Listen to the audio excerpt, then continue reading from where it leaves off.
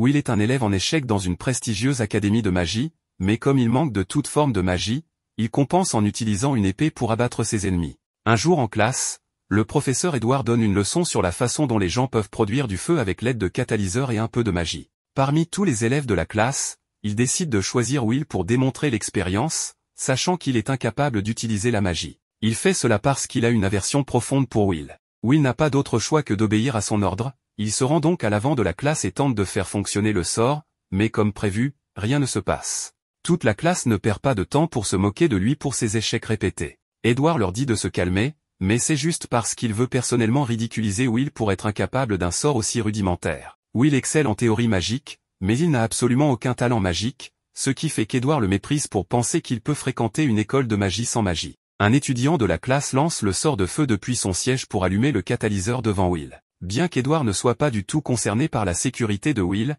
ce serait quand même mauvais pour son dossier si son élève mourait brûlé vif, il demande donc à Chion de s'abstenir de faire des choses imprudentes à l'avenir. Chion s'excuse et dit qu'il essayait juste d'aider un peu, puisque Will ne sera évidemment pas capable de faire la démonstration. Cela dit, Edward conclut l'expérience et commence un discours sur la suprématie de la magie dans ce monde, affirmant que les gens qui n'ont aucun talent pour cela n'ont pas le droit d'exister dans cette académie de magie. Tout cela est dit en regardant directement Will dans les yeux. Après la classe, Will se sent épuisé par toute la haine qu'il a reçue, mais les gens adorent le détester, alors Chion le suit hors de la classe pour continuer à le harceler. Heureusement, il y a encore quelques personnes qui sont du côté de Will, comme Colette, qui vient à sa défense. Chion demande pourquoi Colette défend Will alors qu'elle est une élève d'honneur et que Will est à un demi-point de l'exclusion. Mais elle répond que cela n'a pas d'importance, car Will est la personne la plus gentille qu'elle ait jamais rencontrée et il travaille beaucoup plus dur que n'importe lequel d'entre eux. Chion est stupéfait pendant un moment, puis il commence à rire, car peu importe combien Will est gentil ou travailleur, cela ne changera pas le fait qu'il ne peut pas utiliser la magie et qu'il ne deviendra jamais un mage sans magie. Chion et ses amis laissent Will tranquille pour l'instant, et en marchant ensemble, Colette dit à Will de ne pas se laisser affecter par ce que Chion et le professeur Edward ont dit, car ils l'ont fait juste pour l'humilier. Mais Will dit que c'est bien, car il n'est vraiment pas capable d'utiliser la magie. En plus, il se considère chanceux, car le reine a poussé une fille mignonne comme Colette à vouloir traîner avec lui. Colette est embarrassée quand il dit cela, alors elle dit à Will que la flatterie ne la fera pas sortir avec lui, mais Will dit qu'il ne faisait que dire une vérité, car il trouve Colette vraiment mignonne. Cela embarrasse encore plus Colette, et elle tombe presque amoureuse de Will sur le coup, alors elle le repousse un peu pour pouvoir réfléchir clairement et rester calme. Elle est techniquement une noble, donc elle ne peut pas se laisser tomber amoureuse si facilement. Après avoir retrouvé son calme,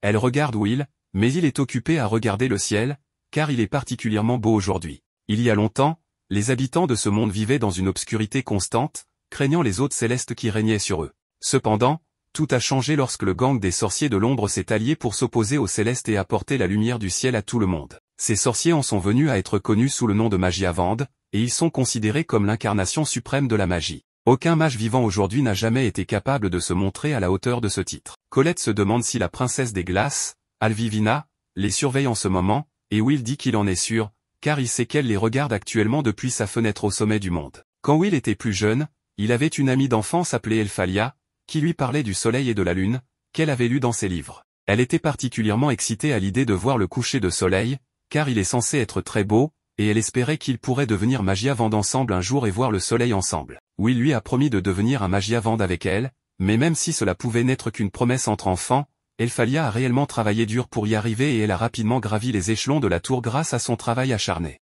En revanche, Will n'avait aucun talent pour tenir sa promesse, mais il essaie toujours de faire de son mieux pour grimper la tour, même si ce n'est qu'un rêve délirant. Cependant, même avec sa détermination inébranlable, cela ne l'empêche pas de s'effondrer comme un biscuit lorsqu'il se fait gronder. Will demande au professeur Workner de se calmer un peu, mais Workner est légitimement en colère, car Will est allé dans le donjon encore une fois malgré le danger qu'il représente, et il est même allé jusqu'au 7e étage. Il s'inquiète que Will finisse par se faire tuer à ce rythme, donc Will implore son pardon, mais il demande aussi s'il peut obtenir son crédit supplémentaire maintenant. Workner est toujours en colère contre lui pour être allé dans le donjon seul, mais comme Will a réussi à revenir avec la preuve qu'il a tué un garde maléfique, il lui accorde 2 points de crédit supplémentaires. Will célèbre avec son familier pendant que Workner prépare les papiers, mais alors qu'il le fait, il demande à Will s'il n'a toujours pas renoncé à devenir un Magiavande. Pour devenir un Magiavande, Will devrait d'abord passer à une institution supérieure et pour cela, il lui faudrait un total de 7200 crédits. Normalement,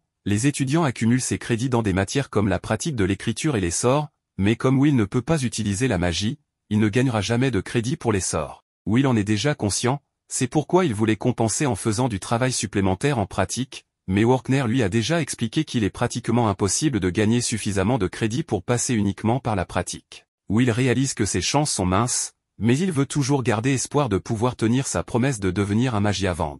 Dans tous les cas, Workner dit à Will que devenir un Magiavand est encore très loin et que Will pourrait même ne pas obtenir son diplôme s'il ne commence pas à gagner plus de crédits. Workner a entendu dire que Will n'a pas réussi à obtenir des crédits lors de son dernier examen, donc à moins qu'il ne veuille échouer, il doit gagner 4 crédits supplémentaires d'ici la fin de la semaine. Will est choqué, car cela signifie qu'il ne lui reste que 2 jours avant la date limite. Avec peu d'options restantes, il commence à chercher dans ses notes en espérant trouver un monstre qu'il peut tuer et qui vaut 4 crédits. Il est vraiment désespéré de trouver quelque chose, alors que Workner ne veut pas encourager Will à aller dans le donjon, il lui parle d'un Baskerville, un monstre au 6e étage du donjon, et Will n'a pas encore soumis celui-là, donc il pourrait obtenir les crédits nécessaires en le tuant.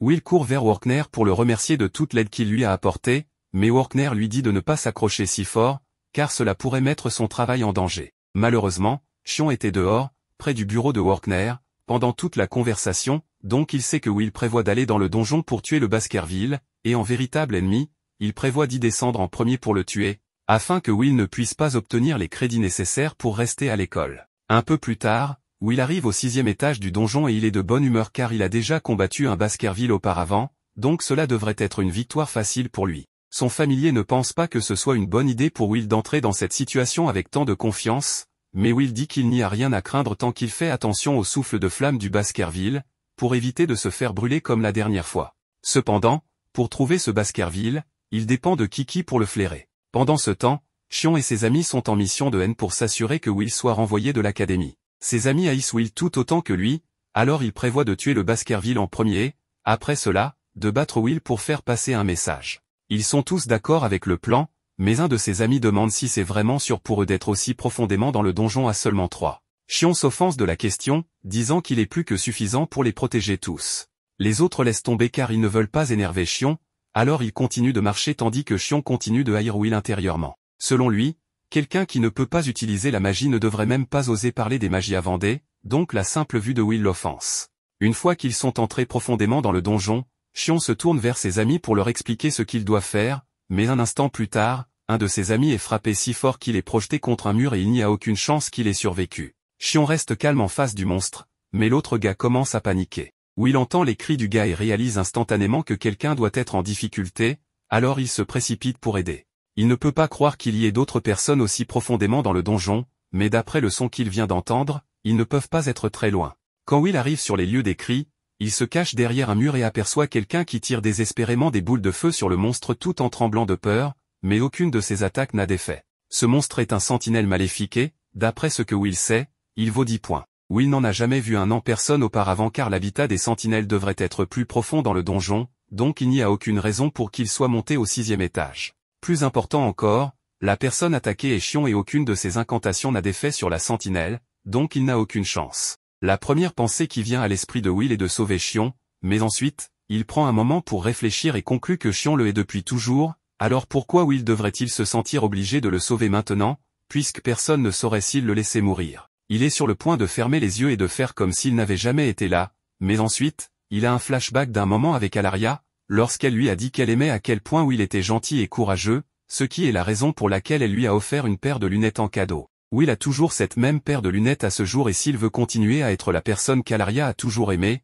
il doit mettre de côté ses rancunes personnelles et sauver Shion, même s'il est un imbécile. Alors que la sentinelle est sur le point de tuer Shion, Will intervient et bloque l'attaque avec son épée. Au même moment, de retour à l'académie, le professeur Edward entre en courant dans le bureau de Workner pour lui dire que Shion et ses amis sont tous allés dans le donjon sans permission. Il veut que Workner utilise son familier pour les localiser avant qu'ils ne se fassent tuer, alors Workner prend son oiseau et demande à quelle profondeur ils sont allés. Edward répond qu'il devrait être au 6e étage et dès que Workner entend cela, il est soulagé car cela signifie que Will est avec eux et tant qu'il est là, il peut gérer n'importe quel monstre qui les attaque. Il utilise sa boule de cristal pour montrer à Edward ce que Will fait en ce moment et il affronte le sentinelle. En un clin d'œil, Will a déjà coupé un des doigts du sentinelle et lorsque le sentinelle tente de contre-attaquer, il bloque le coup en plein air et recule pour créer un peu d'espace.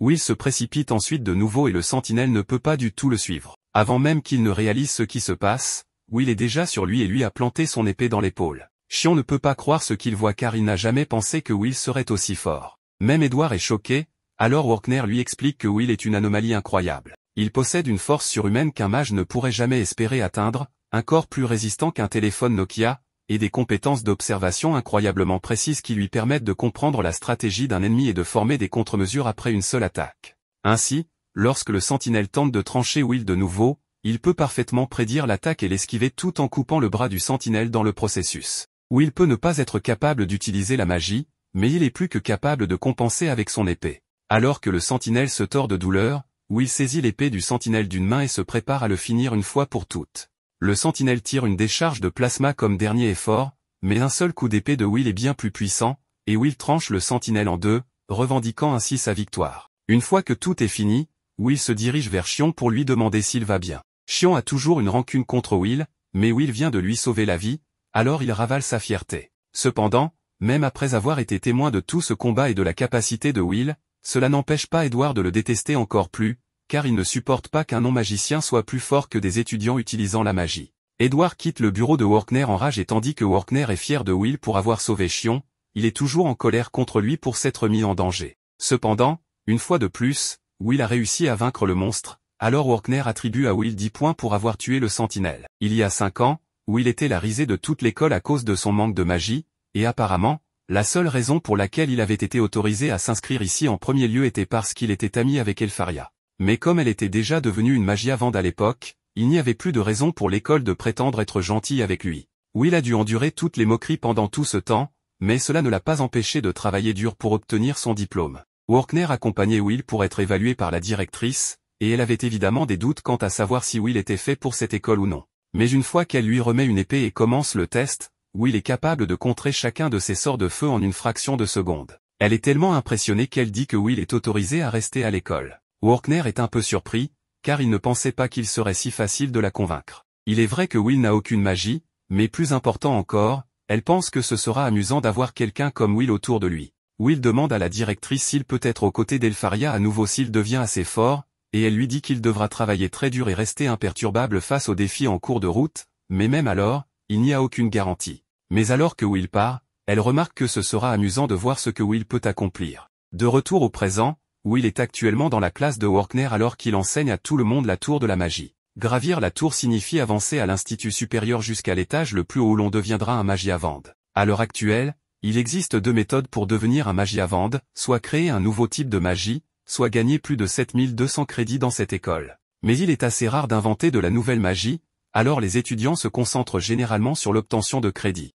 Cependant, puisque c'est une classe de rattrapage, tout le monde ici risque de redoubler, surtout Will. Après les cours, Colette retrouve Will et lui demande comment il se sent, car les cours de rattrapage de Workner sont notoirement stricts. Will convient que Workner est un enseignant strict, mais pour être honnête, il est heureux que Workner soit assez gentil pour offrir des cours de rattrapage en premier lieu, car la plupart des professeurs ne se donneraient pas la peine de le faire. Alors qu'ils tournent au coin, ils entendent une agitation, alors ils écoutent et entendent les amis de Shion le féliciter pour avoir vaincu le sentinelle maléfique. Nous ne remettrons pas en question comment il a survécu, mais d'une manière ou d'une autre, au moment où il s'est réveillé, la seule chose que Mars a vue était Shion et un sentinelle maléfique vaincu, ce qui signifie que Shion devait l'avoir vaincu. Tout le monde croit que Shion est incroyable pour avoir pu tuer un monstre aussi puissant qu'un sentinelle maléfique, mais au fond de lui, Shion sait qu'il est un imposteur, car celui qu'il a réellement vaincu était Will. Juste à ce moment-là, il remarque Will passer et il prend cela comme une insulte personnelle, alors il va voir Will et commence à se battre avec lui à nouveau. Cependant, il est beaucoup plus difficile pour lui de voir Will comme inférieur lorsqu'il sait que celui-ci pourrait facilement l'éliminer en un coup maintenant, mais choisit de ne pas le faire. Il lâche la veste de Will et commence à s'éloigner sans dire un mot. Une fois Shion parti, Colette demande à Will s'il s'est passé quelque chose entre eux, et il s'est certainement passé quelque chose. Au même moment, Edward vient d'entrer en trompe dans le bureau de la directrice Coldron et exige que Will soit immédiatement expulsé. Coldron demande pourquoi Edward veut soudainement expulser Will sans préavis. Il est déjà dans sa 6e et dernière année à l'académie, donc ils ne peuvent pas simplement l'expulser sans raison. Edward tente de faire valoir que Will ne peut pas rester à cette école car il est un guerrier, pas un mage, et il ne supportera pas que quelqu'un qui ne peut pas utiliser la magie essaie de le surpasser. Coldron sort les dossiers de Will et fait remarquer que Will a des scores exceptionnels en rédaction et que ses rapports sur la magie sont incroyablement perspicaces. Donc, mis à part le fait qu'il ne peut pas utiliser la magie, il est la définition même de l'élève parfait. Si son rêve était de devenir un Magiavande, il pourrait facilement exceller dans n'importe quelle autre profession qu'il choisirait, et c'est le devoir de l'Académie de former des personnes instruites pour le jour des fadets. Cependant, Edward déclare que le fait que Will veuille devenir un Magiavand est le problème. Coldron peut comprendre les arguments d'Edward, alors elle propose une solution. Elle dit à Edward d'aller tester personnellement Will, et si Will ne peut pas réussir le test d'Edward, alors il sera libre de l'expulser s'il le souhaite. Edward demande si Coldron est sûr de vouloir laisser le test de Will entre les mains de son détracteur numéro 1, et Coldron répond qu'elle est d'accord avec cela, car cela ne fera aucune différence. En fait, elle pense que ce sera plus divertissant d'avoir celui qu'on appelle le serpent noir pour tester Will. De son côté, Will se prépare pour son prochain cours et demande à Colette de l'aider à ouvrir son casier pour lui. Elle le fait avec plaisir et il s'excuse de lui demander cela tout le temps puisqu'il ne peut pas utiliser la magie. Elle dit que cela ne la dérange pas, mais elle remarque ensuite l'épée de Will dans son casier et lui demande s'il s'entraîne toujours avec elle. Will dit qu'il le fait, mais qu'il n'a pas pu obtenir la permission de l'utiliser pendant qu'il est à l'école, et dans son dortoir, son colocataire ne le laisse pas faire quoi que ce soit de dangereux. Il se dirige ensuite avec Colette vers la bibliothèque pour étudier ensemble, et Will prend ses études très au sérieux malgré le fait qu'il ait déjà appris ce sujet auparavant. Colette lui dit de se détendre, car il est déjà le meilleur de la classe en rédaction, mais Will dit qu'il doit continuer à étudier dur car il ne peut pas se permettre de perdre un seul crédit. De plus, il aime apprendre l'histoire du point de vue des autres races, en particulier parce qu'il peut s'identifier aux nains. Il marche à la guerre contre des mages puissants, mais ils n'ont jamais abandonné malgré le défi. À ce moment-là, Colette remarque que Will a une mèche de cheveux blancs et dit que c'est probablement parce qu'il se surmène. Elle propose de la lui arracher et même si Will dit qu'elle n'a pas besoin de le faire, elle insiste. Cependant, au milieu de leur flirt, Edward apparaît derrière Will et lui dit de venir seul à la salle des sorts, car il y a quelque chose qu'il doit faire. Un peu plus tard, Will arrive à la salle des sorts et Edward dit qu'il va offrir à Will un cours de rattrapage spécial, donc il devrait être reconnaissant.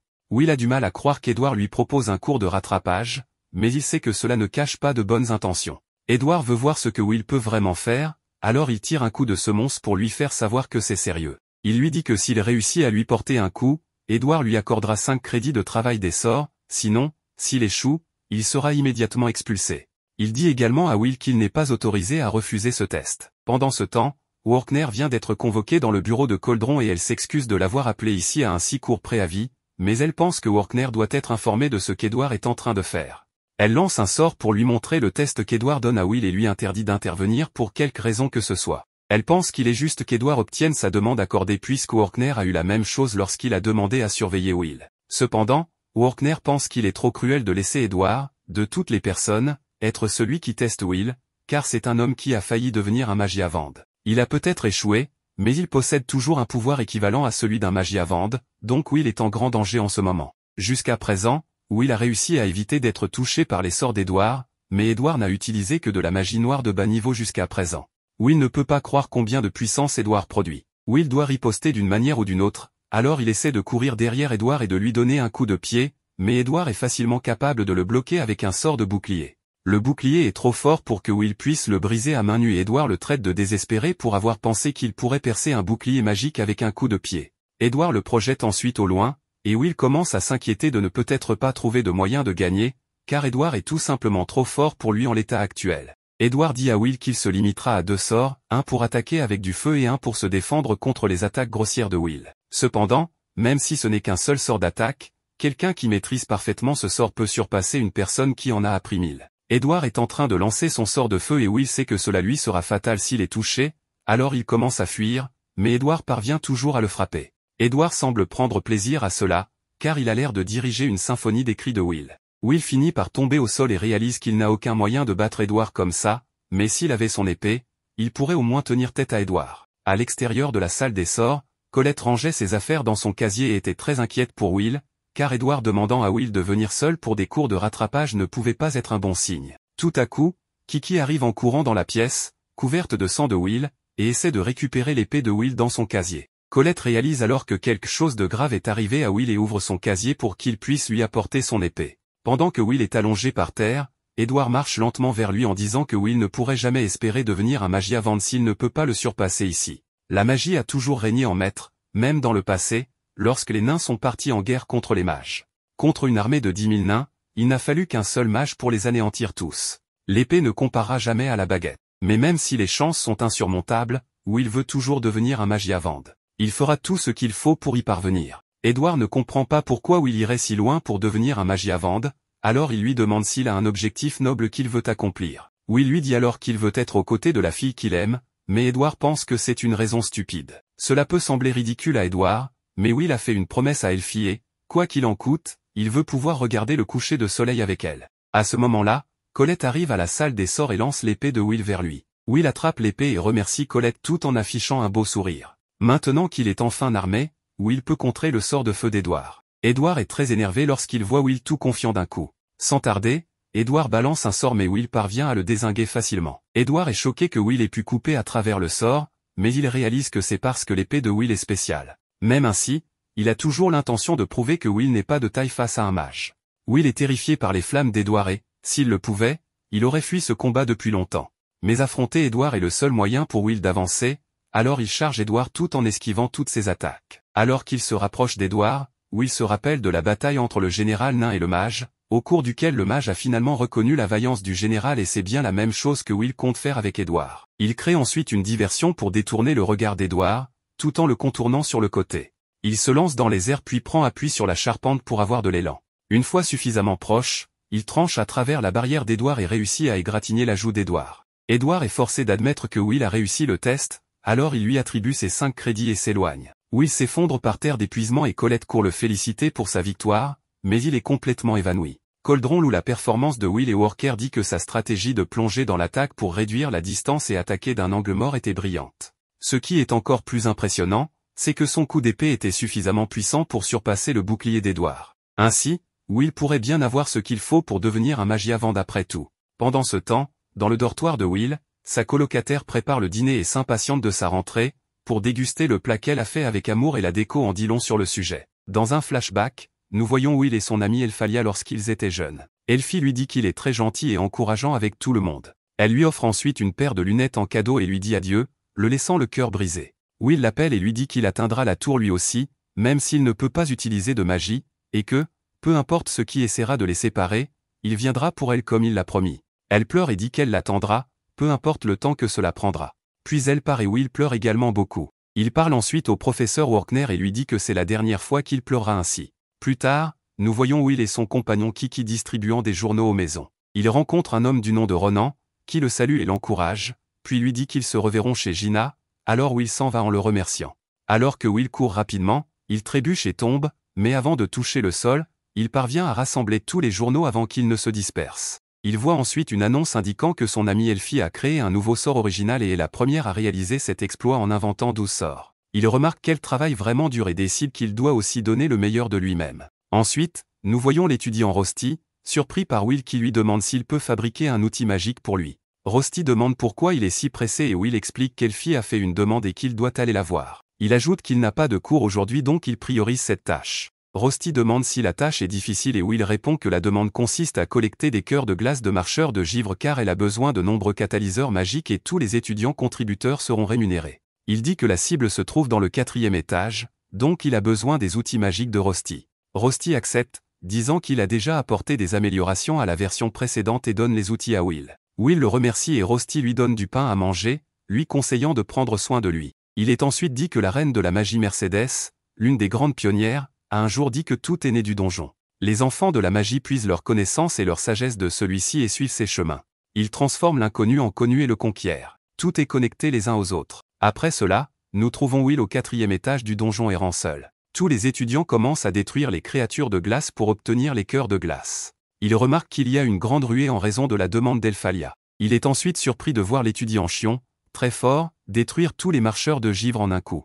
Chion dit que de tels faibles ne sont pas suffisants pour son objectif. Will se rappelle alors du moment où il a combattu le monstre géant. Will voit Chion de loin et commente à quel point il est fort, mais il semble qu'il ne soit là que pour verser du sang. À ce rythme, il ne restera rien à chasser pour Will, alors il plonge rapidement plus profondément dans le donjon pour trouver des monstres. Il est choqué de rencontrer de nombreux monstres géants et l'un d'eux manque de tuer une étudiante. Will la sauve rapidement avec sa vitesse exceptionnelle et son épée tranchante, abattant 3 monstres à la fois. La fille est étonnée et remarque qu'il n'a utilisé aucune magie, seulement son épée. Elle le remercie de l'avoir sauvé et il se présente comme Will. Elle répond que son nom est Iris Churchill. La scène se déplace ensuite vers le professeur Walker à l'académie, expliquant aux étudiants que créer de la nouvelle magie dans ce monde est un grand accomplissement. Il mentionne que la nouvelle magie est généralement nommée d'après son créateur ou tire son nom de mots associés au créateur. Il explique que le sort de magie noire d'Axe d'Alnican a été nommé d'après un ancien sorcier, d'Albican, le gardien de feu. Il leur dit que quiconque crée une nouvelle magie verra son nom gravé dans l'histoire. Les étudiants remarquent que cela est décrit comme si c'était simple. Une étudiante demande au professeur si cela signifie qu'Elphalia, mentionnée dans les journaux ce matin-là, est vraiment si talentueuse. Le professeur répond que, pour la décrire avec précision, elle est incroyablement talentueuse à un degré extraordinaire. Il ajoute qu'il n'a jamais entendu parler de quelqu'un créant 12 sorts originaux auparavant et qu'à cet égard, elle peut être considérée comme l'une des plus grandes sorcières de l'histoire. Tout le monde est étonné et remarque à quel point elle est incroyable, notant que la magie de glace est désormais considérée comme la plus puissante. Ils expriment leurs intentions de rejoindre la guilde de glace. Colette dit ensuite qu'Elphalia est l'amie d'enfance que Will poursuit, et que depuis qu'elle a fait cette demande, l'école est en chaos. Son amie la taquine en disant qu'elle ressemble à une jeune fille solitaire et qu'elle est jalouse de l'amie incroyable de Will, Elphalia, et qu'elle volera Will d'elle. Colette répond en disant à son amie de ne pas dire de telles choses grossières. Elle pense ensuite à elle-même, se demandant si Will est de nouveau allé dans le donjon à cause d'Elphalia. La scène se déplace alors vers Will et la fille qui l'a sauvé des monstres. Elle lui demande alors si c'est lui le fameux bachoteur, dont tout le monde parle. Elle ajoute s'il n'est pas celui qui ne peut pas utiliser la magie. Will lui demande pourquoi elle l'appelle monsieur et elle lui dit qu'elle a 14 ans, 2 ans de moins que lui. Will lui demande si cela ne la dérange qu'elle soit sans talent, mais elle réplique en lui disant qu'elle ne peut pas mépriser la personne qui l'a sauvée. Elle lui dit alors, même si tu ne peux pas utiliser la magie, je respecte ceux qui ont leurs propres talents uniques. Embarrassée par ces paroles, Will demande, es-tu ici pour la demande aussi? Elle répond affirmativement en disant qu'elle veut aussi être utile et devenir l'une des personnes qui soutiennent le ciel. Will pense qu'Iris ne plaisante pas en disant ces propos. Dans ce monde, personne ne connaît encore le véritable ciel. Ce qui enveloppe ce monde est une fausse voûte céleste, c'est la grande barrière, et elle est maintenue par la puissance des magies avandes. Selon les histoires traditionnelles, lorsque la barrière tombera, le monde sera à nouveau plongé dans les ténèbres et la catastrophe commencera. Les étudiants s'efforcent donc de répondre aux demandes des magies avandes, non seulement parce qu'ils admirent les magies avandes, mais aussi parce qu'ils craignent que cela soutiendra le ciel. Iris lui dit ensuite qu'elle a eu l'honneur de rencontrer Elphalia. Elle explique qu'elle était seule dans le donjon et s'est retrouvée dans une situation désespérée. Will répond, il semble que tu te retrouves souvent en difficulté, Iris. Elle continue en décrivant comment elle était entourée de monstres, complètement isolée et désespérée, au bord de la mort, mais soudainement, tous les monstres autour d'elle ont gelé et elle a été sauvée dans une scène époustouflante. Elphalia l'a aidée à se relever et lui a parlé de nombreuses choses formidables. Iris dit qu'elle fera de son mieux pour elle et exprime sa joie d'être ici pour jouer son rôle. Cependant, elle n'a pas encore rencontré de marcheur de glace, mais Will semble avoir remarqué quelque chose d'étrange. Elle s'approche alors de Will et lui demande ce qu'il fait. Il explique que, lorsqu'il se déplace, les fantassins de givre laissent derrière eux des fragments de peau. D'habitude, ces fragments font environ entre 0,5 et 1 000, mais ceux-ci sont 2 fois plus longs, voire plus. Il réalise qu'il y a un marcheur de givre à proximité, probablement dans un endroit difficile à détecter. Elle lui demande comment il sait tout cela et Will répond que la magie est incroyable, mais ce n'est pas tout. Il a des connaissances et de la sagesse, et l'expérience peut compenser le reste. Soudain, un monstre apparaît et les attaque. Will attrape rapidement Iris pour la protéger des attaques du monstre. En regardant le monstre, Iris réalise qu'il s'agit d'un roi de givre, la forme la plus puissante des fantassins de givre, évalué à 6 points et unique au 4e étage.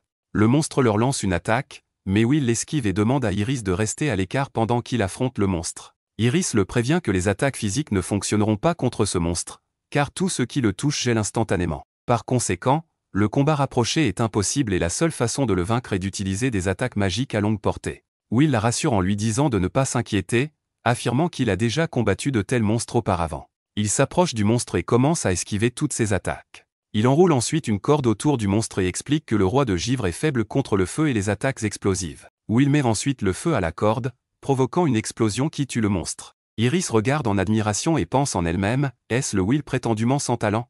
Il y a un contraste frappant entre les rumeurs que j'ai entendues et la réalité que je vois. Comment devrais-je rapporter cela? Will lui demande de rentrer, et la scène se déplace vers la tour des sorciers. Nous voyons Iris marcher seule, pensant que, même s'il ne peut pas utiliser la magie, sa méthode de compensation est créative et qu'il a un sens du combat soutenu par l'expérience. Ce n'est pas un sorcier au sens traditionnel du terme. Elle entre ensuite dans une salle de réunion où se trouvent 4 personnes, Cariote, Elnor, Zéo et Elphalia. Iris leur dit qu'elle a découvert une personne intéressante lors de sa visite à l'académie, une personne sans talent magique nommée Will Selford. Elle suggère de le considérer pour un poste dans la tour. Tout le monde rejette l'idée, lui demandant de ne pas augmenter le nombre de personnes faibles autour d'eux. Cariote conseille à tout le monde de se calmer et de ne pas se précipiter, car le moment du grand festival de magie approche et ils peuvent reporter la décision jusqu'à ce qu'ils voient les résultats. La réunion se termine et tout le monde part sauf Elphalia, qui dit « Will, je t'attends ». Dans le cadre du prochain test auquel les étudiants doivent participer, ils doivent tous se battre contre des golems, et si vous parvenez à en vaincre un, vous réussissez. Xion et Colette sont les premiers à se lancer et réussissent tous deux à vaincre leur golem avec facilité. Pendant ce temps, Will lutte contre le sien. Will essaie de courir derrière le golem pour lui porter un coup de poing net. Lorsque les étudiants le voient sur le point d'attaquer avec ses poings, ils commencent à se moquer de lui parce qu'il ne peut pas utiliser de magie, ce qui distrait Will assez longtemps pour que le golem le frappe à travers la pièce. Les étudiants commencent à partir après avoir été satisfaits de l'échec de Will à vaincre son golem, mais à l'autre bout de la salle, quelques étudiants n'ont aucun mal avec les golems. Il s'agit de Liana et Hyénol, et ils réussissent tous les deux sans aucun doute. Mais il y a un autre étudiant qui sort et commence à lancer de la magie de glace. D'un mouvement de sa baguette, il envoie des éclats de glace sur tous les golems, les enfermant tous dans des blocs de glace solides. C'est Julius, et il est l'un des 3 meilleurs étudiants de l'académie avec les 2 autres. Liana félicite Hyénol et Julius de ne pas se relâcher et de la suivre, mais le festival va bientôt commencer, donc il n'y avait jamais de raison pour aucun d'eux de se relâcher. À cette note, Julius dit qu'il aimerait déclarer une guerre amicale contre eux et qu'il utilisera sa technique ultime nouvellement maîtrisée pour leur infliger une défaite le moment venu. En signe de sa sincérité, il leur offre une rose de glace, mais ni Hyénol ni Liana ne semblent être amusés, bien que Hyénol semble attendre avec impatience un affrontement avec Julius. Ces 3-là sont pratiquement des célébrités au sein de l'école parce qu'ils sont les seuls étudiants à avoir tous gagné plus de 10 000 des 12 000 crédits totaux. Certaines personnes considèrent les crédits comme une réflexion des capacités d'un mage, mais Will n'est nulle part à ce niveau en ce moment. Il n'a même pas assez de crédits pour obtenir son diplôme en premier lieu, et c'est sa dernière année dans cette école. Alors que Will est assis là à se demander ce qu'il va faire, Julius et ses acolytes s'approchent de lui et commencent à l'insulter pour son manque de capacité magique, et Will se contente de s'écarter pour éviter de causer des problèmes. Alors que Julius et les autres partent, Will les entend parler du grand festival de magie et il ne s'était pas rendu compte que c'était déjà cette période de l'année. Plus tard dans la journée, pendant le déjeuner, Colette vient voir Will et lui dit que son seul espoir de devenir un magiavand est d'être repéré au festival de magie. Tenter de diplomater uniquement sur la base de sa pratique et de ses écrits n'est pas pratique. Y a-t-il eu des cas d'étudiants repérés sans avoir les 7000 crédits nécessaires pour obtenir leur diplôme?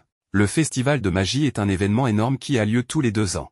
Il propose plusieurs événements différents et attire des mages de haut niveau de la tour qui espèrent repérer des talents prometteurs. Le festival est un lieu où les différentes factions magiques se battent pour le droit de recruter les meilleurs étudiants, et il ne serait pas exagéré de dire que les admissions pour l'Institut supérieur sont décidées lors du festival. Il y a 5 factions, la faction de la foudre, la faction des elfes saintes, la faction du feu, la faction de la glace et le mystérieux Noah. Toutes ces factions, à l'exception du mystérieux Noah, sont dirigées par leurs magiavands respectifs, donc s'ils vous repèrent, c'est une promotion garantie. Will ne pense pas qu'il sera choisi puisqu'il échoue déjà et que, pour qu'il soit même remarqué, il devrait avoir une sorte de magie incroyable qui mettrait les mages dans l'embarras. Et bien qu'il ait raison à ce sujet, il y a encore d'autres moyens d'être repéré. Colette a entendu des rumeurs selon lesquelles les observateurs viendraient chercher des étudiants talentueux, mais Will pense que les observateurs ne sont qu'une légende urbaine. Il n'y a aucune chance qu'un sans magie et sans talent comme lui ait une place au festival, donc il va simplement rester en coulisses et aider avec les préparatifs à la place. Colette pense que Will pourrait changer la façon dont les gens le perçoivent s'il participait au festival cette année et leur montrait ce dont il est capable, mais Will ne veut toujours pas y participer, car cela deviendrait une compétition athlétique s'il y était. Il a déjà essayé de participer au festival une fois auparavant, lors de sa 2e année, et il s'est littéralement fait huer hors de la scène pour avoir utilisé des attaques physiques. Il en a gardé une mauvaise réputation et n'a toujours pas surmonté l'humiliation, il ne veut donc vraiment pas y entrer. Les étudiants de toute l'école ont commencé à s'entraîner sérieusement pour le festival et Colette rappelle à Will qu'en plus des grands mages, de nombreux recruteurs de la capitale seront également présents, donc même si Will ne peut pas obtenir une place en tant que magiavand, il pourrait toujours être repéré pour une autre carrière. Le festival de magie est un excellent endroit pour montrer ses compétences, alors Colette veut vraiment que Will montre à tout le monde à quel point il est capable, mais Will pense toujours que ce n'est pas une bonne idée de participer sans pouvoir utiliser la magie. À ce moment-là, Colette remarque quelque chose d'étrange, alors elle se dirige vers l'un des autres casiers et dit à Will qu'il y a quelque chose qui cloche. C'est bien caché, mais elle peut sentir une barrière ici. Will demande si elle est sûre que ce n'est pas juste un sort de verrouillage pour le casier, mais Colette peut dire que la barrière est faite pour bloquer le son et obstruer la vue. Colette pourrait la briser avec sa magie, mais cela pourrait être problématique, alors elle demande à Kiki de le faire à la place. Une fois la barrière dissipée, il trouve un escalier caché derrière les casiers, menant à un cercle de jeu secret. Un groupe d'étudiants se rassemble ici pour pouvoir parier sur qui sortira vainqueur du festival de magie. Colette trouve déplorable que les étudiants transforment leur vestiaire en un cercle de jeu illégal, mais Will remarque alors Xion debout en face d'eux et il est surpris de le voir ici, car Xion ne semble pas être le genre de gars qui aime parier. Xion se défend et commence à crier à Will de s'occuper de ses affaires, mais Colette intervient et avertit Xion que s'il se bat avec Will sans raison, elle s'assurera qu'il le regrette. Xion se calme alors, et Will lui demande à nouveau ce qu'il fait ici puisqu'il ne semble pas participer au pari. Xion ne ressent pas le besoin de répondre aux questions de Will, mais il n'est certainement pas venu ici pour voir si les gens pariaient sur lui ou non, et il n'est certainement pas contrarié que personne ne pense qu'il ait une chance de gagner, même s'il est le 4e meilleur étudiant de l'école. Certes, les 3 meilleurs étudiants ont peut-être légèrement plus de crédit que lui, mais le score de crédit de Xion est dans les 9000 élevé et la seule raison pour laquelle il est classé plus bas que les autres est qu'il a échoué à un test écrit une fois. Depuis lors, il travaille beaucoup plus dur pour rattraper les crédits perdus, mais ses compétences en magie sont toujours à la hauteur de celles de Liana et des autres, donc il a autant de chances de gagner au festival que n'importe lequel d'entre eux, bien qu'il ne sache pas pourquoi il essaie de se justifier auprès de Will. Après cela, le reste de la journée se passe normalement et une fois les cours terminés, Will se lève pour partir. Avant qu'il ne parte, Colette attire son attention et lui demande s'il est libre après l'école parce qu'elle aimerait passer du temps avec lui, même si cela implique d'aller ensemble dans le donjon, mais malheureusement, Will a du travail à faire ce soir, donc il ne pourra pas passer de temps avec elle aujourd'hui. Plus tard dans la soirée, Will se trouve au restaurant de Gina à la périphérie de la ville et il y travaille comme serveur. Il apporte un plateau de nourriture et de boissons à Donnan, et Donnan se sent mal pour tout le travail que Will doit faire tout le temps. Il livre des journaux le matin, a des cours pendant la journée, puis doit travailler ici la nuit. C'est définitivement difficile, mais Will doit tenir le coup puisqu'il ne se qualifie pas pour la bourse de l'école, ce qui signifie qu'il doit tout payer de sa poche.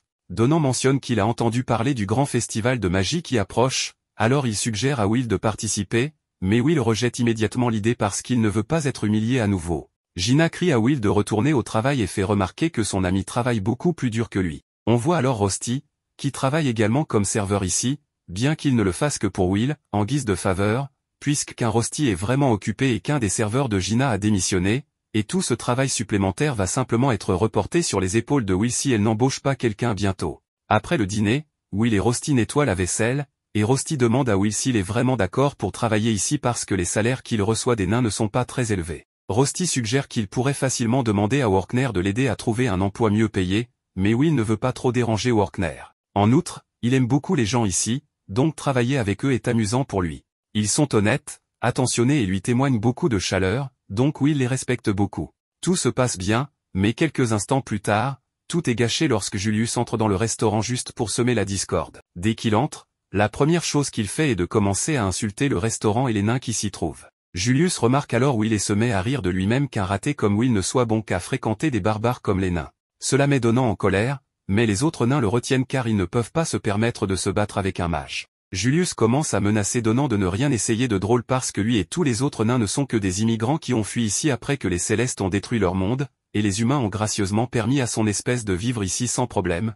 Donc un nain comme lui n'a pas le droit de regarder Julius de cette manière. Donnan se calme car il sait qu'il ne peut rien faire. Tout ce que Julius a dit sur les nains étant des réfugiés est vrai puisqu'ils ont fui ici après la destruction de leur monde, mais même si la même chose est arrivée aux elfes, les nains sont traités avec mépris par les humains ici. Donc, si Donnan attaquait Julius pour ce qu'il a dit, tous les nains de la ville en subiraient les conséquences. C'est ainsi que fonctionne le monde ici, mais Will ne peut pas supporter une telle injustice. Il décide qu'aujourd'hui sera son dernier jour de travail ici, et puisqu'il n'est plus employé dans cet établissement, Will est libre de faire ce qu'il veut sans que Gina ait à en subir les conséquences.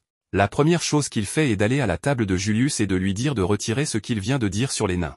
Les nains sont des travailleurs acharnés qui ont tiré le meilleur parti des conditions difficiles qui leur ont été données et ont prospéré, donc Julius n'a pas le droit de les traiter de barbares. Cependant, Julius se moque des nains ou de leur lutte, alors il lance son assiette de nourriture à Will et ses deux acolytes se lèvent, prêts à battre Will. Cependant, il ne réalise pas qu'une assiette de nourriture lancée sur Will compte comme une agression, donc tout ce que Will fera à partir de maintenant pourra être considéré comme de la légitime défense.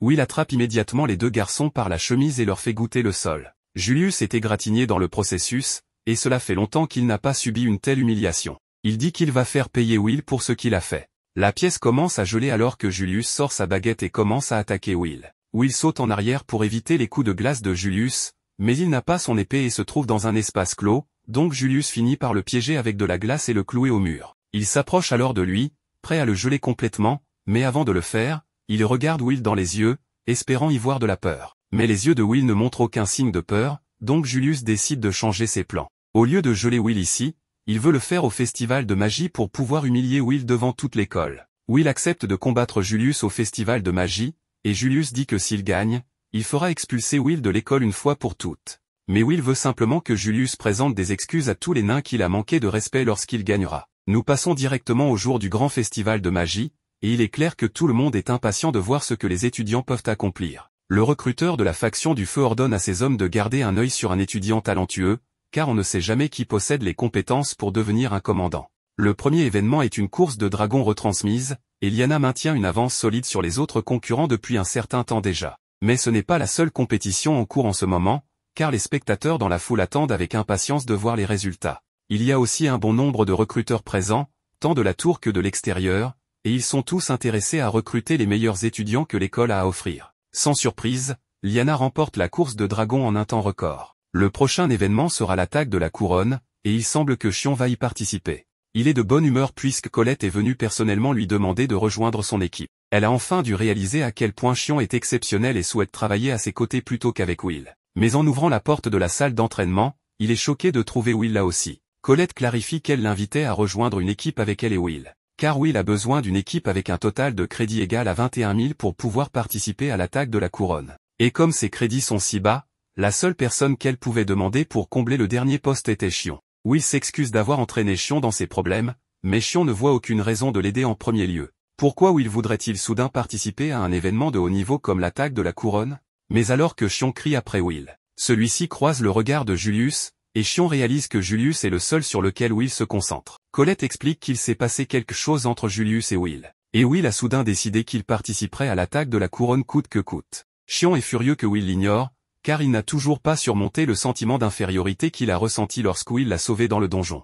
Alors que le prochain événement est sur le point de commencer, le commentateur Mike se présente, accompagné de son co-commentateur Edward, bien que Mike ne soit pas enchanté, car Edward est le professeur le plus détesté de l'école en raison de sa sévérité et de son caractère effrayant. En fait, Mike craint qu'Edward ne le tue avant la fin du festival, mais le spectacle doit continuer. Mike annonce donc l'événement principal de la journée, l'attaque de la couronne. Un sort est lancé au-dessus du stade pour transformer l'ensemble en une carte de bataille. Il y a une zone de volcan, une zone de marécage, une zone de terre désolée, une zone de plantes et une zone de bois. Contrairement aux autres événements, l'attaque de la couronne est une compétition par équipe, chaque équipe étant composée de 3 membres. Toutes les équipes commenceront à la périphérie du terrain et devront se rendre au stade central. Au centre du stade, il y a une couronne géante, et la première équipe à la prendre gagnera. Mais bien sûr, c'est plus facile à dire qu'à faire, car tout le terrain de jeu est truffé de pièges de toutes sortes. Il est permis de prendre le chemin le plus court vers le stade, et il est également permis d'obstruer les autres équipes. Parmi tous les événements, celui-ci est sûr d'être la bataille royale la plus brutale. Edward ajoute que l'événement a été créé pour être une démonstration pratique de la façon dont les équipes géreraient un raid dans un donjon ensemble, mais personne ne se concentre sur la coordination d'équipe, ils veulent tous voir des combats de haut niveau entre les meilleurs étudiants de l'école. Et s'il y avait un réseau de paris illégaux dans l'école, ce qui n'existe absolument pas, l'équipe de Julius serait la plus populaire parmi toutes les équipes. Et sans surprise, à l'autre bout du pool de paris, l'équipe qui a le moins de popularité est celle dirigée par Will. Les élèves commencent à se moquer de Will pour avoir osé penser qu'il pourrait participer à un événement comme l'attaque de la couronne, mais cette fois, Will ne va pas perdre confiance. Alors que les participants à l'événement se dirigent tous vers leur lieu de départ désigné, Workner est choqué de voir que Will a l'intention de concourir aussi. Il essaie de dissuader Will, mais l'esprit de Will était déjà décidé dès le départ, donc rien de ce que dit Workner ne peut l'arrêter. Will s'excuse de ne pas avoir écouté Workner, mais même si cela fait de lui la risée de l'école, c'est une compétition qu'il veut gagner à tout prix. Will s'éloigne alors, et Workner accepte qu'il ne pourra pas dissuader Will. Mais il lui rappelle qu'il a été prévenu des risques impliqués, donc si les choses tournent mal pour lui, il n'aura à blâmer que lui-même. Avec tous les élèves en position, l'événement de l'attaque de la couronne peut officiellement commencer. Les élèves se précipitent en avant, et l'équipe de Julius est la première à tomber dans certains des pièges disposés sur le champ de bataille. Alors qu'ils s'approchent, les cubes s'activent et forment une armée de golems qui se dressent sur le chemin de Julius. Avec autant de golems en un seul endroit, cela deviendrait un obstacle insurmontable pour de nombreux élèves. Cependant, Will continue de foncer à toute vitesse, sans montrer aucun signe de ralentissement. Les élèves commencent à se moquer de lui pour avoir tenté de traverser la horde de golems alors qu'il ne peut pas utiliser la magie et qu'il n'a pas pu vaincre un seul golem pendant l'exercice pratique. Will continue de courir vers les golems, et avant d'attaquer, il fait un signe à Colette, qui lance ensuite un sort pour créer un gantelet magique pour Will. Avec celui-ci, Will est capable de démolir absolument tous les golems sur son chemin. Les mâchoires de tous les spectateurs tombent en voyant les capacités de Will. Mais Workner s'attendait déjà à quelque chose comme ça. Tant que Will attaque avec un gantelet magique, il peut infliger une quantité de dégâts considérable, même s'il n'a pas son épée, et comme c'est Colette qui l'a créé, ce n'est techniquement pas contre les règles. Contre toutes les prédictions et les paris illégaux, le premier à réussir à traverser la horde de golems est Will. Et il se dirige maintenant directement vers la couronne. Depuis le jour où Will l'a sauvé, Xion revit ce moment encore et encore dans sa tête. Il le considère comme l'un de ses pires échecs, et il aurait préféré mourir plutôt que de faire face à une telle humiliation. C'est pourquoi il s'est efforcé si durement de s'améliorer et de développer chaque once de force que son corps peut générer. Mais même avec tout son travail acharné, Will le surpasse toujours sans magie dans l'attaque de la couronne. Will et son équipe ont pris une avance considérable, et avec l'objectif d'atteindre le stade et de saisir la couronne, les autres concurrents vont devoir accélérer s'ils ne veulent pas être laissés derrière. Will atteint la zone des terres désolées, et à son arrivée, d'autres pièges s'activent. Cette fois, il commence à tirer des balles de roche sur Will et les autres. Alors que les balles se dirigent vers eux, Will s'arrête et utilise son gantelet pour frapper le sol, créant ainsi un mur de roche qui bloque les balles. Il saute ensuite en avant et demande encore une fois de l'aide à Colette, qui lance un sort qui crée une douzaine d'épées pour Will. Il utilise ensuite les épées comme projectiles pour détruire tous les cubes sur son chemin. Mike annonce que l'équipe de Will a traversé les terres désolées avec aisance et qu'ils n'ont encore rencontré aucun piège qui leur pose un défi, grâce à leur travail d'équipe. Bien que Xion n'ait vraiment rien fait jusqu'à présent, les spectateurs qui parient contre Will essaient de minimiser ses compétences en disant que la magie de Colette fait tout le travail. Il est vrai que la magie de Colette joue un rôle important, mais l'efficacité des armes en combat dépend entièrement de la technique de Will. Les éclaireurs commencent à remarquer Will et son incroyable compétence à détecter et contrer les pièges. Même Edward, qui n'aime pas Will, doit reconnaître son travail acharné. Tout le temps que Will a passé dans les donjons lui a permis de minimiser les inefficacités dans ses mouvements, et ses réflexes surhumains lui permettent de tirer parti des moindres ouvertures disponibles. Une autre équipe est frustrée de perdre face à quelqu'un qui n'a pas de magie, mais le renne pour Will les distrait tellement qu'ils finissent par tomber dans un piège de fleurs et se font dévorer vivants. Les autres équipes rencontrent des problèmes similaires avec les pièges disposés le long du chemin, mais malgré tous ces obstacles brutaux, Will parvient à maintenir la tête avec son équipe. Les événements du tournoi ont provoqué un véritable tollé dans le stade, au point que Julius peut tout entendre de là où il est. Il demande à ses coéquipiers de lui donner une mise à jour sur la situation actuelle de l'événement, et les coéquipiers de Julius utilisent un sort de détection pour localiser le reste de la compétition. D'après ce qu'ils voient, Will est actuellement en tête avec une large avance. S'ils ne font pas quelque chose rapidement, Julius pourrait réellement perdre. Cependant, Julius ne semble pas trop inquiet, car il a un plan pour s'occuper de Will personnellement. Pendant ce temps, Will et les autres viennent d'arriver dans la dernière zone avant l'arène, les bois enchantés. Will, qui entre en premier, déclenche plusieurs cercles magiques en même temps et réalise rapidement qu'il s'agit d'un piège à cercle en chaîne. Mais ce ne sera pas un problème, car il a déjà la contre-mesure parfaite pour ce genre de situation. Si tous les cercles vont se déclencher en même temps, il va simplement les faire s'annuler les uns les autres. Il commence donc à tailler autour de chaque cercle magique et, en leur donnant un certain effet de rotation, il parvient à faire en sorte que tous les sorts se tirent dessus mutuellement et explosent. Mike annonce avec excitation que Will a traversé les pièges de la forêt sans aucun problème et demande à Edward s'il a des commentaires à faire, étant donné que c'est lui qui a installé ce champ de mine de magie noire. Mais Edward ne fait que claquer la langue avec irritation en voyant que Will a réussi à passer son piège si facilement. Même avec tout l'élan que Will a accumulé grâce à son avance considérable, plus il se rapproche du stade, plus il y a de chances qu'il rencontre une autre équipe et se fasse attaquer. Il a dû éliminer quelques autres équipes, mais il y en a une en particulier qu'il vise. Will a donc l'intention de courir en avant pour tendre une embuscade à Julius. Cependant, alors qu'il se dirige vers un point stratégique pour sécuriser une position avantageuse pour son embuscade, les rôles s'inversent et Julius lui tire un glaçon droit dessus. Will s'en sort bien puisqu'il n'a pas été touché directement, mais il ne comprend pas comment Julius a pu arriver ici avant lui, après l'avance énorme qu'ils avaient. En plus de cela, Julius est seul, ce qui signifie que Will doit s'inquiéter de la possibilité que les autres coéquipiers de Julius soient cachés quelque part pour lui tendre une embuscade. Julius commence à lancer une pluie de glaçons sur Will, ce qui laisse peu de temps à Will pour s'inquiéter d'une éventuelle embuscade. Il commence à fuir pour l'instant. Il doit juste se concentrer et s'occuper sérieusement de Julius, mais on dirait que Xion se met aussi à se concentrer sérieusement en entamant le processus d'incantation pour un inferno incroyablement puissant, bien qu'il semble fixer Will un peu trop intensément. Colette avertit Will que Xion pourrait le viser. Alors que Xion lance le sort, Colette crée un mur de pierre devant Will pour l'empêcher d'être réduit en cendres. L'explosion de Xion provoque une onde de choc massive à travers le champ de bataille, et Will est un peu confus par ce qui vient de se passer. Il regarde autour de lui et voit que la forêt a été complètement incinérée. Xion s'approche de Will en disant que Julius était sur le chemin. Il se peut qu'il ait aussi éliminé Julius, mais Colette n'a aucun doute sur le fait que Shion a lancé ce sort avec l'intention de tuer Will. Colette demande à Shion ce qu'il pense être en train de faire, mais Shion croit que ses actions sont justifiées. Il a accepté de rejoindre leur équipe à la demande de Colette pour que Will puisse participer à cet événement, et maintenant il veut que la faveur soit rendue en ayant un combat en tête-à-tête avec Will. Will demande pourquoi Shion veut soudainement se battre et pourquoi cela doit se passer maintenant, de tous les moments possibles, mais Shion ne se sent pas obligé de s'expliquer et tire un coup de semonce sur Will. Colette essaie d'intervenir et de l'arrêter, mais avant qu'elle ne puisse le faire, elle est bloquée par un mur de glace créé par Julius, qui a miraculeusement survécu à cette explosion mortelle. Colette est en difficulté, et Will veut aller la sauver, mais Shion ne va pas laisser Will partir tant qu'il n'aura pas eu un combat en bonne et due forme avec lui. Shion tire alors quelques boules de feu sur Will, qui font tomber son épée de ses mains. Will tente de raisonner Shion pour qu'il reporte ce duel à un autre moment, mais Shion est déterminé à se battre maintenant. Il ordonne à Will de ramasser son épée pour qu'il puisse se battre en duel, et sans autre option, Will accepte de l'affronter. Will avait l'air pitoyable dès le premier jour où il l'a vu, mais à l'époque, Shion ressentait une véritable sympathie pour Will et tout le harcèlement qu'il subissait, et il voulait vraiment l'aider. Il a donc essayé de convaincre Will de devenir son subordonné, car ainsi personne ne pourrait plus le harceler. Cependant, Will l'a complètement ignoré et a continué à marcher. Shion a couru pour le rattraper, mais lorsqu'il a attrapé Will et lui a dit de prendre son offre au sérieux, Will l'a regardé droit dans les yeux et lui a dit de se pousser de son chemin. Shion a peut-être pris Will en pitié, mais Will ne s'est jamais apitoyé sur lui-même une seule minute, au contraire, il était toujours concentré sur son objectif, et Shion ne pouvait pas accepter le fait que Will ait rejeté sa gentillesse et l'ait ignoré comme s'il était un personnage secondaire. Dès ce jour, Shion a commencé à détester Will. Revenons au présent. Will court parmi les arbres pour échapper aux boules de feu de Shion, mais alors qu'il se cache derrière un arbre, Shion envoie des boules de feu à tête chercheuse qui manquent de peu de toucher Will et l'envoie voler à travers la forêt.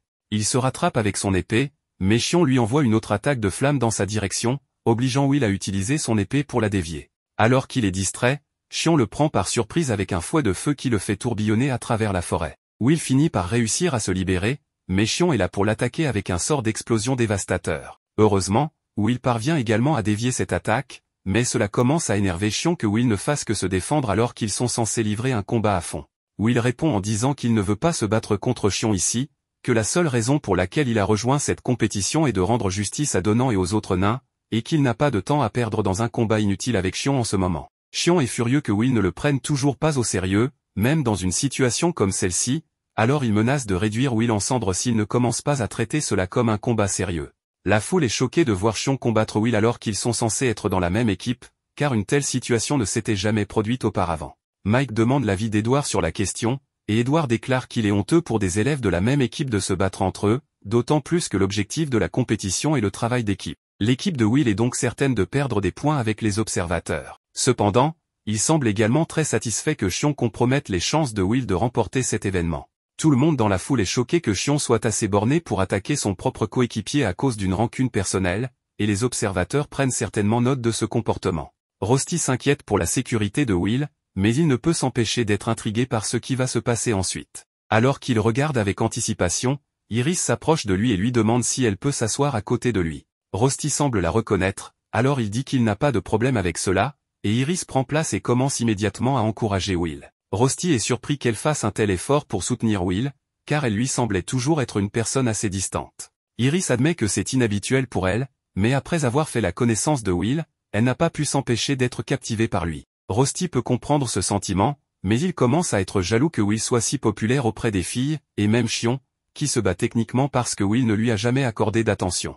Naturellement, Rusty aime Will plus que quiconque, puisqu'il est son colocataire, mais il pourrait en dire autant de Colette, qui est toujours restée aux côtés de Will quoi qu'il arrive. Même maintenant, alors qu'elle est attaquée par Julius, la seule chose qui l'occupe est de savoir comment faire arrêter Shion de combattre Will afin qu'il ne perde pas cette compétition. Cependant, elle ne pourra rien faire contre le combat entre Shion et Will tant que Julius est là. Julius se moque de Colette, lui reprochant de fuir tout ce temps alors qu'elle est connue sous le nom de princesse de la Terre pour ses compétences. Cependant, Colette n'a jamais aimé ce titre, alors elle le menace de lui faire regretter de l'avoir appelé ainsi à nouveau. Julius envoie plus de stalactites vers Colette, alors celle-ci utilise la magie de la Terre pour créer un mur devant elle et arrêter la glace. Cependant, Julius ne visait pas seulement elle, car l'un des stalactites frappe le sol et active l'un des pièges d'Edward. Avant qu'elle ne puisse réagir, elle est prise dans une explosion d'énergie massive. Pendant ce temps, les spectateurs commencent à remarquer quelque chose d'étrange à propos de Julius, il apparaît sur tous les écrans en même temps. D'une manière ou d'une autre, Julius combat chaque élève impliqué dans cette compétition en même temps, mais la méthode qu'il utilise reste un mystère total.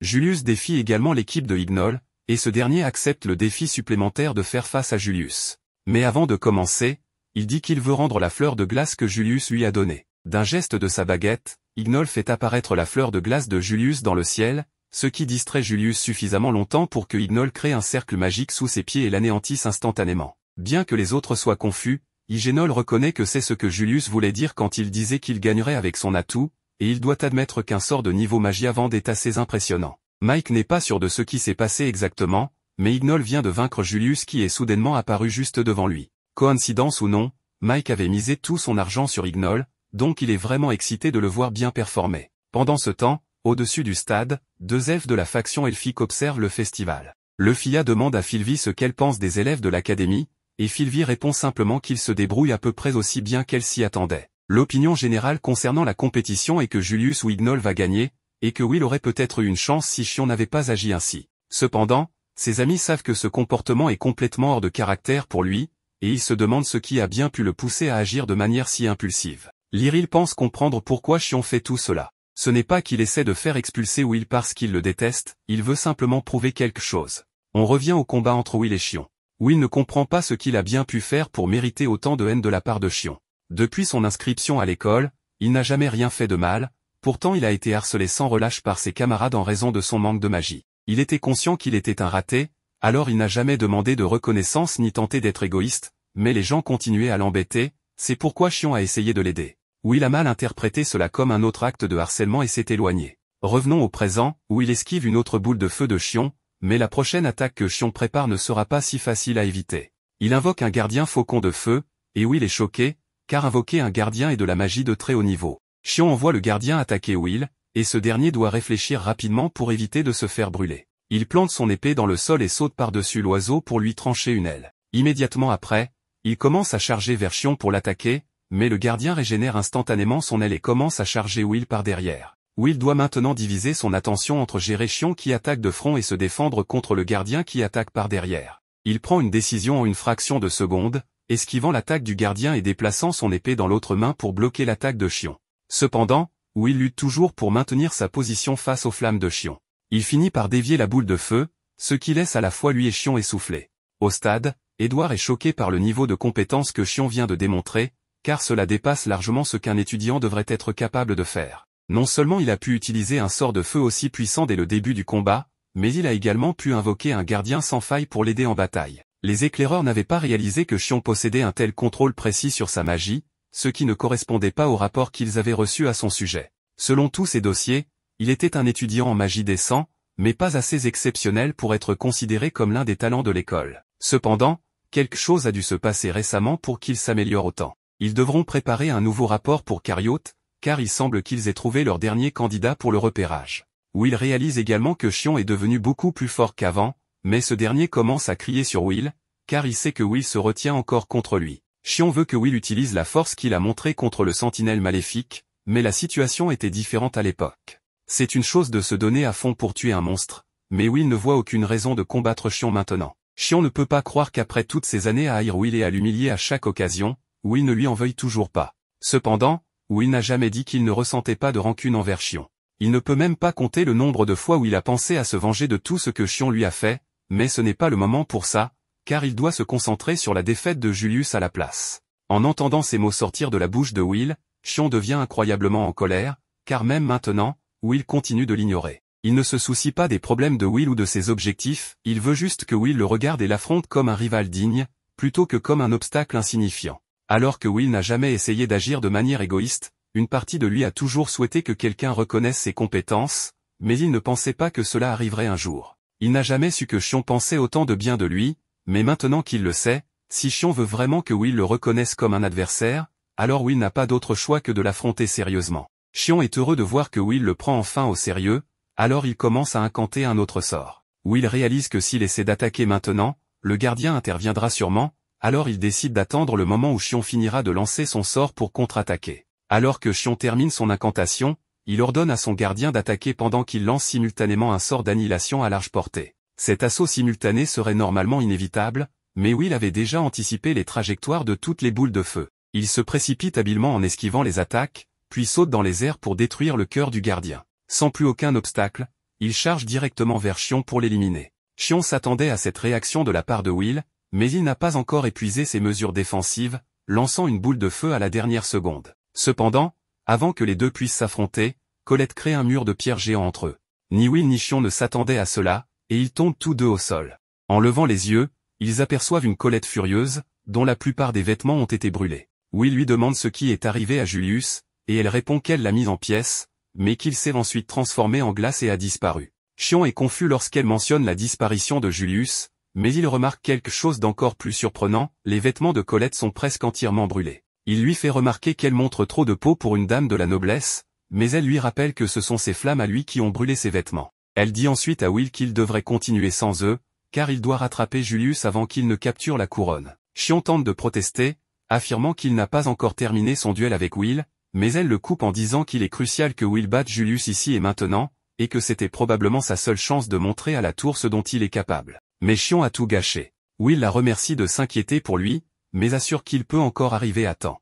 Il s'excuse auprès de Xion et lui propose de terminer leur duel une autre fois. Pourtant, Xion, toujours désireux de régler leur compte aujourd'hui, reste frustré. De retour au stade, la première équipe à arriver est celle de Julius, et rien ne semble pouvoir les arrêter. Mais juste à l'extérieur du stade, Will court à toute vitesse, et avant que l'équipe de Julius ne puisse revendiquer la couronne, il atterrit en trombe au milieu de l'arène et défie Julius pour régler cette affaire.